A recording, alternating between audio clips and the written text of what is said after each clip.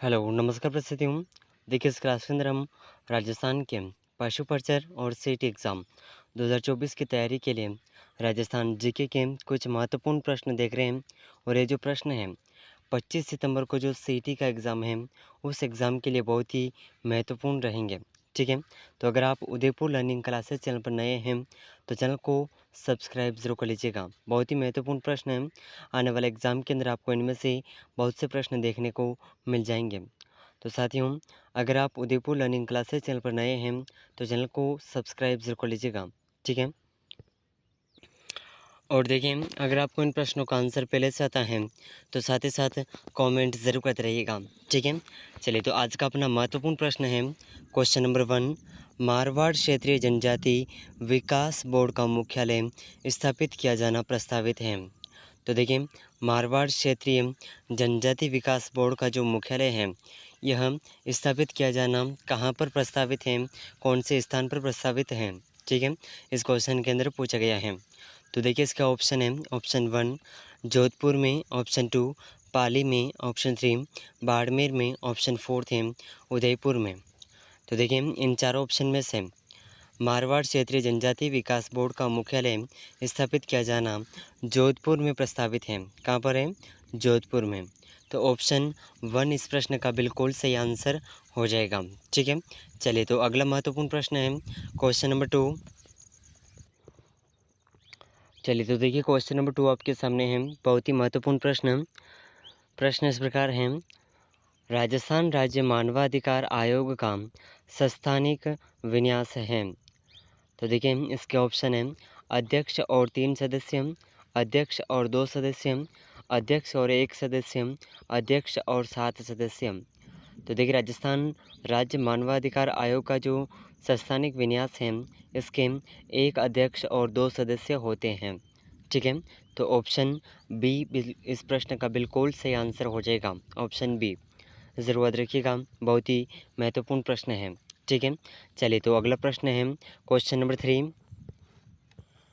चलिए तो देखिए क्वेश्चन नंबर 3 आपके सामने है, बहुत ही महत्वपूर्ण प्रश्न है, ज़रूर याद रखिएगा। ठीक है, तो प्रश्न इस प्रकार है।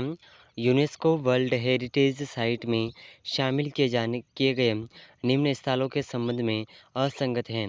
तो यहाँ पर हमें सांस्कृतिक प्राकृतिक स्थल और वर्ष को सम्मिलित करना है। ठीक है, तो देखिए इसके ऑप्शन है ऑप्शन 1 चित्तौड़गढ़ दुर्ग, जयपुर शहर परकोटा 2019, जंतर मंतर 2010 और केवलादेव राष्ट्रीय उद्यान 1985। इसमें से देखिए चित्तौड़गढ़ दुर्ग का जो 2010 दे रखा है यहाँ पर यह असंगत ऑप्शन है, क्योंकि चित्तौड़गढ़ दुर्ग को जो विश्व यूनेस्को की सूची में सम्मिलित किया गया है इसे 2012 में। ठीक है, 2012 में से इसमें सम्मिलित किया गया है। तो इस प्रश्न का ऑप्शन 1 बिल्कुल सही आंसर हो जाएगा। ठीक है, चलिए तो अगला महत्वपूर्ण प्रश्न है क्वेश्चन नंबर 4। तो देखिए क्वेश्चन नंबर 4 आपके सामने है। राजस्थान में सर्वाधिक राष्ट्रीय राजमार्ग की लंबाई किस जिले में है? तो देखिए राजस्थान में सर्वाधिक राष्ट्रीय राजमार्ग की लंबाई कहाँ पर है, कौन से ज़िले में सबसे ज़्यादा है? तो देखिए इसका ऑप्शन है option 1 Udaipur, option 2 Jaisalmer, option 3 है बाड़मेर और ऑप्शन 4 है जोधपुर। तो इस प्रश्न का सही आंसर हो जाएगा ऑप्शन 3। राजस्थान में सर्वाधिक राष्ट्रीय राजमार्ग की लंबाई बाड़मेर में स्थित सबसे ज़्यादा है। ठीक है, तो इस प्रश्न का ऑप्शन 3 बिल्कुल सही आंसर हो जाएगा। ठीक है, ऑप्शन 3। चलिए तो अगला महत्वपूर्ण प्रश्न है क्वेश्चन नंबर 5। चलिए तो देखिए क्वेश्चन नंबर 5 आपके सामने है, बहुत ही महत्वपूर्ण प्रश्न है, ज़रूर याद रखिएगा। ठीक है, तो प्रश्न इस प्रकार है। भारतीय संविधान सभा में टी राघवाचार्य ने किस रियासत का प्रतिनिधित्व किया था? तो देखिए भारतीय संविधान सभा में टी राघवाचार्य ने किस रियासत का प्रतिनिधित्व किया था? तो इसके ऑप्शन है जयपुर, मेवाड़, मारवाड़, बीकानेर। तो इन चारों ऑप्शन में से भारतीय संविधान सभा में टी राघवाचार्य ने मेवाड़ रियासत का प्रतिनिधित्व किया था, मेवाड़ यानी उदयपुर। ठीक है, ज़रूर याद रखिएगा, बहुत ही महत्वपूर्ण प्रश्न है आने वाले एग्ज़ाम के लिए। ठीक है, और 25 सितंबर को जो आपका एग्ज़ाम है उस परीक्षा के लिए प्रश्न बहुत ही महत्वपूर्ण साबित होंगे। तो चलिए अगला महत्वपूर्ण प्रश्न है क्वेश्चन नंबर 6। तो देखिए क्वेश्चन नंबर 6 आपके सामने है, बहुत ही महत्वपूर्ण प्रश्न है। महकमा खास का गठन किसने किया था? तो देखिए महकमा खास का गठन किसने किया था? तो इसके ऑप्शन है Maharana Sajjan Singh, option 2 Maharana Shambhu Singh, option 3 Maharana Fateh Singh, option 4 है महाराणा जगत सिंह। तो इन चारों ऑप्शन में से इस प्रश्न का ऑप्शन बी बिल्कुल सही आंसर हो जाएगा। ठीक है, महकमा खास का जो गठन करने वाले महाराणा थे ये हैं ऑप्शन बी महाराणा शंभू सिंह। ठीक है, तो इस प्रश्न का ऑप्शन बी बिल्कुल सही आंसर हो जाएगा। ज़रूर याद रखिएगा, बहुत ही महत्वपूर्ण प्रश्न है। चलिए तो अगला महत्वपूर्ण प्रश्न है क्वेश्चन नंबर 7। तो देखिए बहुत ही महत्वपूर्ण प्रश्न है, किस दुर्ग को अबुल फजल ने बख्तरबंद दुर्ग कहा है? तो देखिए ऐसा कौन सा दुर्ग है जिसे अबुल फजल ने बख्तरबंद दुर्ग कहा है? तो देखिए इसके ऑप्शन है चित्तौड़गढ़ दुर्ग को, ऑप्शन 2 कुंभलगढ़ दुर्ग को, ऑप्शन 3 मेहरानगढ़ दुर्ग को और ऑप्शन 4 है रणथंभौर दुर्ग को। तो देखिए इन चार ऑप्शन में से वह दुर्ग जिसे अबुल फजल ने बख्तरबंद दुर्ग कहा है, यह दुर्ग है ऑप्शन 4 रणथंभौर दुर्ग। ठीक है, तो इस प्रश्न का ऑप्शन 4 बिल्कुल सही आंसर हो जाएगा। तो साथियों देखिए बहुत ही महत्वपूर्ण प्रश्न है और आने वाले एग्ज़ाम सीईटी एग्ज़ाम 2024 की तैयारी के लिए बहुत ही हेल्पफुल साबित होंगे। और 25 सितंबर को जो आपका एग्ज़ाम है सीईटी का, उसमें इनमें से बहुत से प्रश्न देखने को मिल जाएंगे। तो इन सभी प्रश्नों में से आपके कितने क्वेश्चन सही होते हैं कमेंट में ज़रूर बताइएगा। ठीक है, कमेंट में ज़रूर बताइएगा। चलिए तो अगला महत्वपूर्ण प्रश्न है क्वेश्चन नंबर 8। क्वेश्चन नंबर 8 आपके सामने है, बहुत ही शानदार प्रश्न है। वृद्धावस्था के चित्रों का चित्रांकन किस शैली में किया गया? तो देखिए वृद्धावस्था के चित्रों का चित्रांकन कौन सी शैली में किया गया है? तो इसके ऑप्शन हैं ऑप्शन 1 अजमेर शैली, ऑप्शन 2 नागौर शैली, ऑप्शन 3 बिनाय शैली, ऑप्शन 4 है मसूदा शैली। तो इन चार ऑप्शन में से वृद्धावस्था के चित्रों का चित्रांकन जो है यह नागौर शैली में किया गया है। तो ऑप्शन बी इस प्रश्न का बिल्कुल सही आंसर हो जाएगा। ठीक है, तो ज़रूर याद रखिएगा, बहुत ही महत्वपूर्ण प्रश्न है। ठीक है, चलिए तो अगला महत्वपूर्ण प्रश्न क्वेश्चन नंबर 9, बहुत ही महत्वपूर्ण प्रश्न है, ज़रूर याद रखिएगा। तो देखिए क्वेश्चन नंबर 9 आपके सामने है और ये प्रश्न जो है आभूषणों से संबंधित प्रश्न है। ठीक है, तो ज़रूर याद रखिएगा, निम्न में से कौन सा आभूषण नाक में नहीं पहना जाता है? तो वह आभूषण जो नाक में नहीं पहना जाता है उस आभूषण को हमें पहचानना है। तो देखिए इसके ऑप्शन है भोंगली, ऑप्शन 2 कांटा, बलनी और तकमा। तकमा जो है विद्यार्थियों, इस प्रश्न का ऑप्शन 4 बिल्कुल सही आंसर हो जाएगा। तकमा ये जो है बाजू में पहना जाता है। ठीक है, ज़रूर याद रखिएगा। चलिए तो अगला महत्वपूर्ण प्रश्न है क्वेश्चन नंबर 10। चलिए तो देखिए क्वेश्चन 10 आपके सामने है, पोखरण दुर्ग का निर्माण किसने करवाया था? तो देखिए बहुत ही महत्वपूर्ण प्रश्न है कि पोखरण दुर्ग का निर्माण किसने करवाया था? तो इसके ऑप्शन है ऑप्शन 1 राव अनूप सिंह ने, ऑप्शन 2 रावल जैसल ने, ऑप्शन 3 राव मालदेव ने, ऑप्शन 4 है रावल दूधा ने। तो देखिए इन चारों ऑप्शन में से इस प्रश्न का सही आंसर हो जाएगा, पोखरण दुर्ग का निर्माण करवाया था राव मालदेव ने। ठीक है, जिसे दानवन दुर्ग के नाम से भी जाना जाता है। ठीक है, तो इस प्रश्न का ऑप्शन 3 बिल्कुल सही आंसर हो जाएगा। ठीक है, चलिए तो अगला महत्वपूर्ण प्रश्न क्वेश्चन नंबर 11। तो देखिए क्वेश्चन नंबर 11 आपके सामने है, बहुत ही महत्वपूर्ण प्रश्न है। तो प्रश्न इस प्रकार है, अली बख्शी ख्याल की रचना किस बोली में की गई? तो देखिए अली बख्शी ख्याल की रचना किस बोली में की गई है? तो इसके ऑप्शन हैं option 1 Malvi, option 2 Mewati, option 3 Ahirwati, option fourth है तोराबाटी। तो देखिए अली बख्शी ख़याल की जो रचना है यह अहिरवाटी बोली में की गई है। तो ऑप्शन 3 इस प्रश्न का बिल्कुल सही आंसर हो जाएगा। ठीक है, ऑप्शन 3 बहुत ही महत्वपूर्ण प्रश्न है, ज़रूर याद रखिएगा। ठीक है, चलिए तो अगला महत्वपूर्ण प्रश्न क्वेश्चन नंबर 12। चलिए तो देखिए बहुत ही महत्वपूर्ण प्रश्न है क्वेश्चन नंबर 12। कमलनाथ पर्वत चोटी की ऊंचाई है। तो साथियों देखिए बहुत ही शानदार प्रश्न है। कमलनाथ पर्वत चोटी की ऊंचाई कितनी है?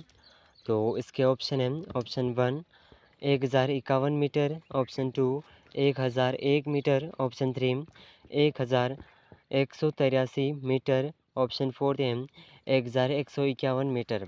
तो देखिए इन चारों ऑप्शन में से कमलनाथ पर्वत चोटी की जो ऊंचाई है यह 1001 मीटर है। तो इस प्रश्न का ऑप्शन बी बिल्कुल सही आंसर हो जाएगा। और अगर ऋषिकेश की लंबाई पूछी जाए तो इसके लिए ऋषिकेश की लंबाई है 1017 मीटर। ठीक है, बहुत ही महत्वपूर्ण प्रश्न है, ज़रूर याद रखिएगा। चलिए तो अगला महत्वपूर्ण प्रश्न क्वेश्चन नंबर 13। चलिए तो देखिए क्वेश्चन नंबर 13 आपके सामने है, बहुत ही महत्वपूर्ण प्रश्न है, ज़रूर याद रखिएगा। ठीक है, तो प्रश्न इस प्रकार है, मावट वर्षा जिनसे होती है वह है। तो साथियों बहुत ही महत्वपूर्ण प्रश्न है। अगर आपको इस प्रश्न का आंसर पहले से आता है तो कमेंट ज़रूर करिएगा। ठीक है, चलिए तो प्रश्न इस प्रकार है, मावट वर्षा जहाँ से होती है इसके ऑप्शन है दक्षिणी पश्चिमी मानसून, ऑप्शन 2 लौटता हुआ मानसून, ऑप्शन 3 उष्णकटिबंधीय चक्रवात, ऑप्शन 4 है पश्चिमी विक्षोभ। तो देखिए मावट वर्षा जो है राजस्थान में पश्चिमी विक्षोभ से होती है और यह भूमध्य सागर से प्रवेश करती है। ठीक है, तो इस प्रश्न का ऑप्शन फोर्थ बिल्कुल सही आंसर हो जाएगा। ठीक है,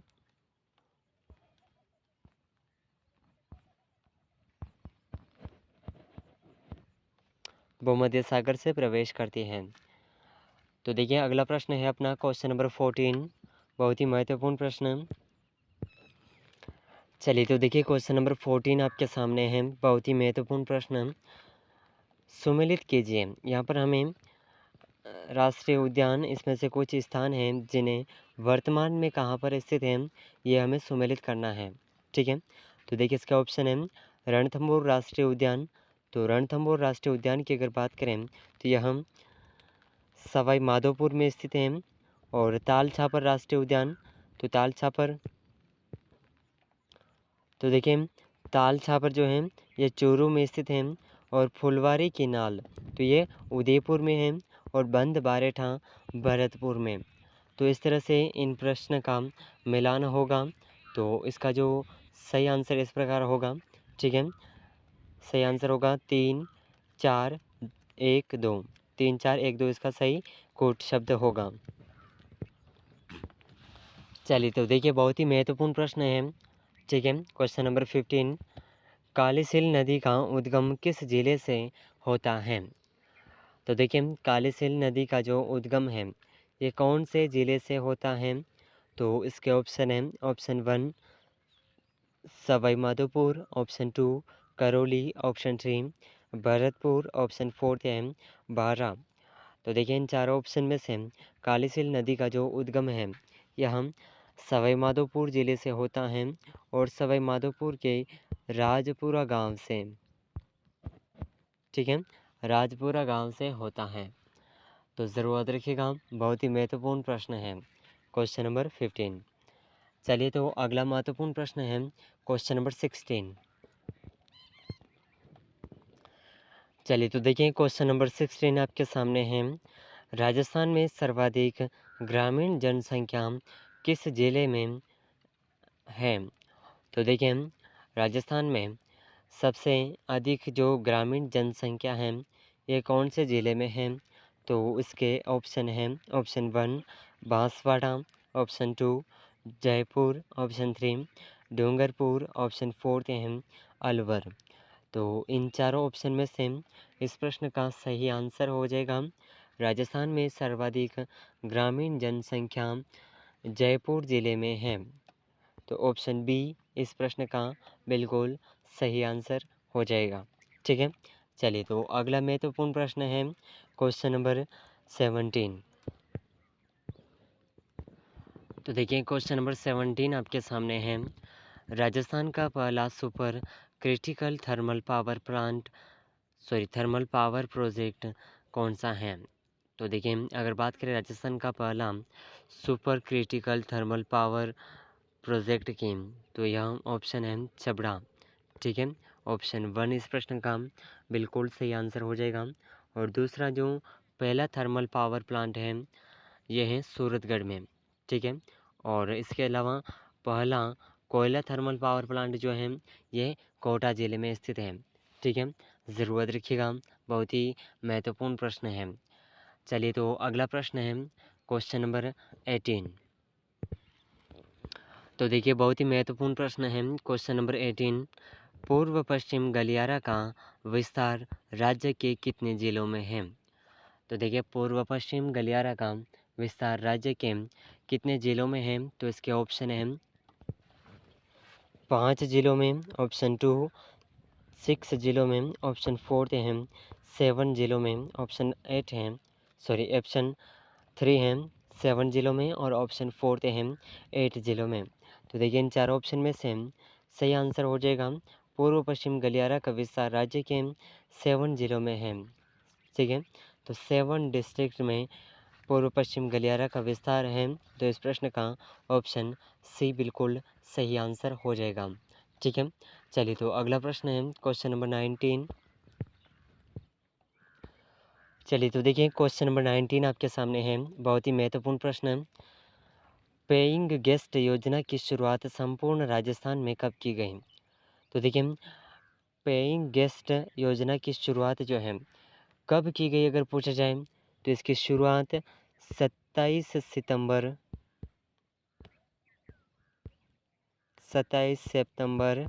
1991 में इसकी शुरुआत की गई। और संपूर्ण रूप से राजस्थान में कब शुरुआत की गई? तो इसके ऑप्शन है 1991 और 92 के मध्यम, 1997 और 98 के मध्यम, और 2013 और 14 के मध्यम, 2004 और 2005 के मध्यम। तो इसका सही आंसर हो जाएगा इसकी जो संपूर्ण शुरुआत है ये राजस्थान में 2013 और 14 के बीच में की गई थी। तो ऑप्शन 3 इस प्रश्न का बिल्कुल सही आंसर हो जाएगा। ठीक है, ऑप्शन 3 ज़रूर याद रखिएगा, बहुत ही महत्वपूर्ण प्रश्न है। चलिए तो अगला महत्वपूर्ण प्रश्न क्वेश्चन नंबर 20। तो देखिए क्वेश्चन नंबर 20 आपके सामने है, बहुत ही महत्वपूर्ण प्रश्न है। ठीक है, ज़रूर याद रखिएगा। तो प्रश्न इस प्रकार है, गुरुद्वारा बुड्ढा जोहड़ को कब मेला बढ़ता है? तो ये मेला कहाँ पर बढ़ता है? गंगानगर और अनूपगढ़। ठीक है, तो गुरुद्वारा बुड्ढा जोहड़ को कब मेला बढ़ता है? तो इसकी तिथि पूछी गई है। तो इसके ऑप्शन है ऑप्शन 1 चैत्र अमावस्या, श्रावण अमावस्या, फाल्गुन पूर्णिमा, माघ पूर्णिमा। तो इन चार ऑप्शन में से ऑप्शन 2 बिल्कुल सही आंसर हो जाएगा। श्रावण अमावस्या को गुरुद्वारा बुड्ढा जोहड़ में मेला भरा जाता है। ठीक है, तो इस प्रश्न का ऑप्शन बी बिल्कुल सही आंसर हो जाएगा। तो साथियों इस क्लास के अंदर हमने राजस्थान के सीईटी और पशु परिचय एग्ज़ाम के लिए बहुत ही महत्वपूर्ण प्रश्नों को कवर किया है। और ये प्रश्न आपके आने वाले एग्ज़ाम जो 25 सितंबर को आपका सीईटी का एग्ज़ाम है उस परीक्षा के अंदर आपको इनमें से बहुत से प्रश्न देखने को मिल जाएंगे। तो ज़रूर याद रखिएगा, बहुत ही महत्वपूर्ण प्रश्न है। तो अगर आप उदयपुर लर्निंग क्लासेस चैनल पर नए हैं तो चैनल को सब्सक्राइब ज़रूर कर लीजिएगा और इस क्लास को अपने दोस्तों तक शेयर ज़रूर करिएगा। मिलते हैं अगले महत्वपूर्ण प्रश्नों के साथ में, तब तक के लिए जय हिंद, जय भारत।